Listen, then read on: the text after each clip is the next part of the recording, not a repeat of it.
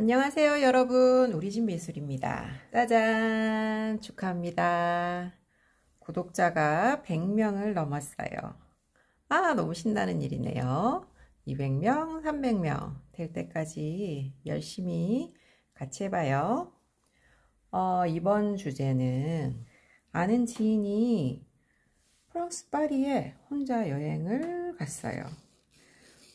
선생님도 런던에 혼자 가는 게 꿈인데, 그래서 영어를 시작을 했고, 그분이 가서 에펠탑 그리고 뭐 파리의 여러 모습의 사진을 찍어서 보내줬는데, 역시 또 에펠탑 여전히 멋지고 이걸 그려봐야겠다 생각을 했는데, 우리가 이미 또 한번 그려봤죠.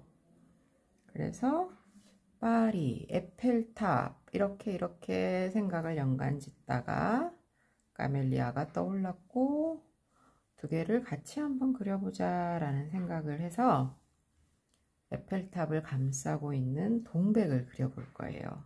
자, 여러분, 꽃을 그릴 때는 꽃의 크기, 덩어리 먼저 잡아주고 중심 잡아준다 라고 얘기했었죠. 그리고 나서 꽃잎을 그려 넣을 때 이렇게 나누어서 등분을 여기에 하나씩 그려 넣을 수도 있고, 그죠? 보통 제일 많이 쓰는 방법이 이거죠. 등분을 나누어서 그려 넣는 거. 이걸 여러 번 하다 보면 나중에는 등분이 없더라도 꽃잎을 내가 그릴 수 있고, 그 다음에는 조금 더 이 딱 등분 칸 안에 들어가지 않는 꽃잎도 변형을 한 걸 내가 그릴 수 있게 돼요.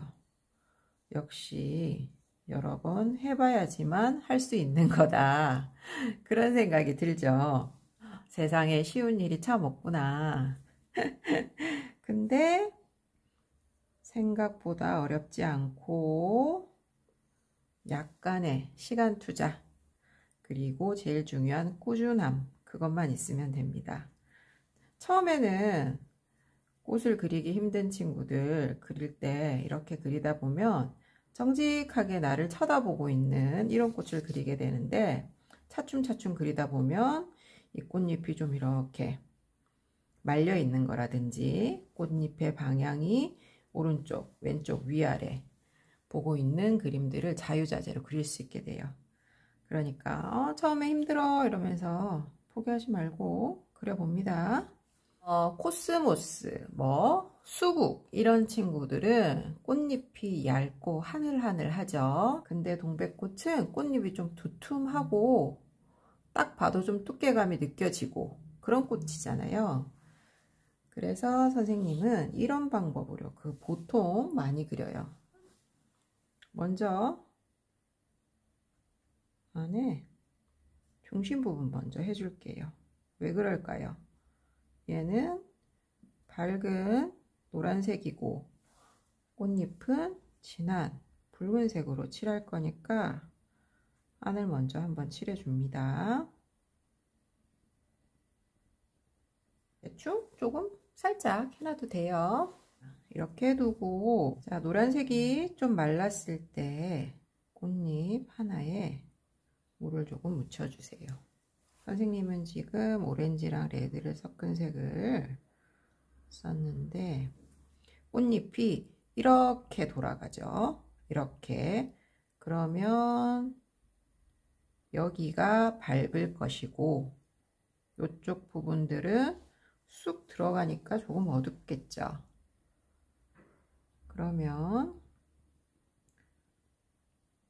자, 이렇게 칠할 수 있겠죠. 근데 사실 꽃잎을 펼쳐서 보면 이곳이랑 이곳이랑 색깔이 같은데 빛 때문에 이렇게 보이는 거잖아요. 그러니까 살짝 풀어서 조금 자연스럽게 해줍니다. 아랫부분, 이 부분이 좀 더 쑥 들어가는 부분이죠. 자, 이렇게 두면 단계가 하나, 둘, 세 개, 세 단계가 나왔어요. 마르고 얼룩이 좀 생겼다 하는 부분 살짝 풀어주면 되고, 조금 더 진하게 하고 싶어 이러면 한 번 더 올려주면 되겠죠. 자, 같은 방법으로 여기도 해볼게요.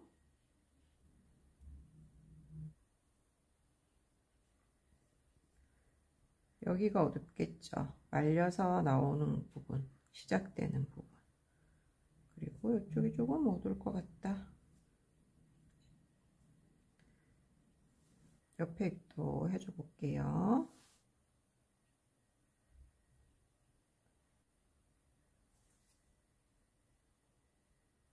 잎이 잎의 뒤쪽에 있으니까 여기가 좀 어두워지겠죠.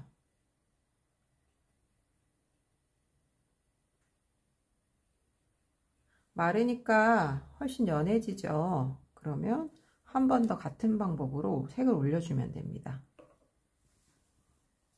자, 말랐어요. 물 한 번 더 펴주고, 이때는 처음 흰 종이 할 때보다 물량이 조금 적은 게 좋아요.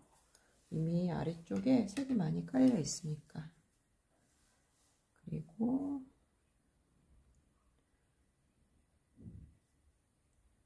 조금 진한 색을 올려줍니다.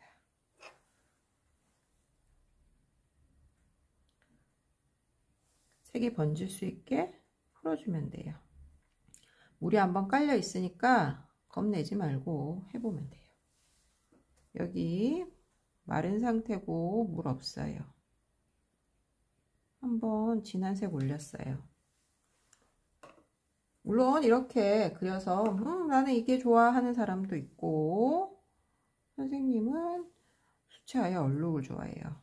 퍼지는 느낌도 좋고. 그래서 이렇게 물로 펼쳐 줄 거예요. 수학처럼 답이 있는 그런 분야가 아니기 때문에 하고 싶은 대로 하면 됩니다. 이 방법이 나랑 맞는지, 이 방법이 나랑 맞는지 알려면 두 개 다 해봐야 된다. 해보고 나는 이게 더 좋네 그럴 수도 있고, 동백 그릴 때는 이 방법이 좋은데 해바라기 그릴 때는 이 방법이 좋네 그럴 수도 있겠죠. 선생님은 그래요. 동백꽃 그릴 때는 이 방법, 해바라기 그릴 때는 이 방법. 꼭 이 어떤 걸 그리냐에 따라서 조금씩 달라지는 것 같아요. 자, 마를 동안 안쪽에 있는 어두운 애들이 있을 수 있죠.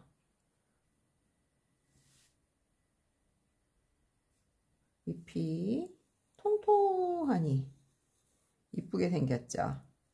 한번 발라주고, 선생님 같은 경우에 이렇게 인맥 모양으로 색칠을 해요. 연한 색이죠. 연한 색으로 한번 색칠을 해줬어요. 자, 뭐가 다른지 한번 보세요, 여러분. 물 다 발랐어요. 바르고 똑같이 칠했어요, 인맥. 얘는 아직 덜 마른 상태죠. 여기에다가 또 다른 색을 올려줬어요.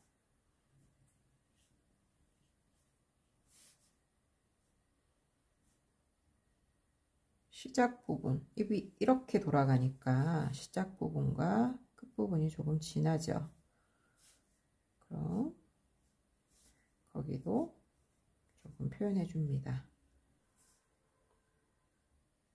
자, 이 그림은 물을 한번 묻히고 계속 마르기 전에 색을 올린 거고, 얘는 지금 말랐어요.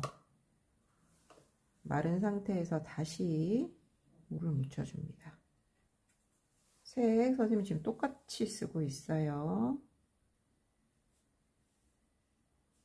다른 게 느껴지나요, 여러분? 마를 동안 동백꽃잎, 자, 진하게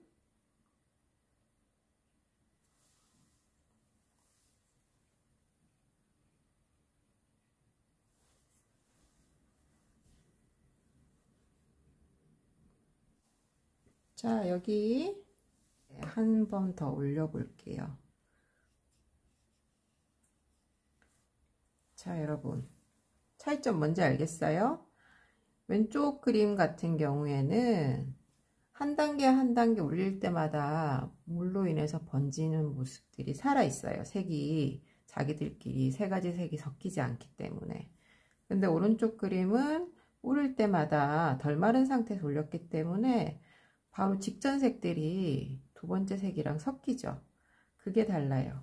뭐가 좋다 나쁘다는 아니고, 이것도 이런 방법 이렇게도 그릴 수 있고 저렇게도 그릴 수 있네. 그 중에서 나한테 맞는 방법 찾으면 되겠죠. 또는 그림에 따라서 이걸 뭐 꼭 잎에만 쓰는 거 아니잖아요. 꽃잎에도 쓸 수 있고 건물을 그릴 때도 쓸 수 있고 어디서도 쓸 수 있는데, 그 그림에 따라서 이런 방법이 여기에는 어울리네, 이런 방법이 여기는 어울리네, 그렇게 하면 됩니다. 자, 꽃잎 조금 더 훅 들어가고 중심이 좀 모여있게 하려면 안쪽을 조금 더 진하게 해주면 되겠죠. 저는 얼룩이 싫어요 하는 사람들은 물 조절 잘 해서 하면 되고, 선생님처럼 좀 얼룩이 있는 게 좋아요 그러면 마른 상태에서 올린 다음에 이렇게 퍼뜨려 주는 게 동백 그릴 때는 이쁜 것 같아요. 자, 이렇게 동백 그리고 잎 그려봤는데 합쳐서 에펠탑이랑 한번 같이 그려볼게요. 멋진 그림이 나왔으면 좋겠네요. 자, 시작합시다.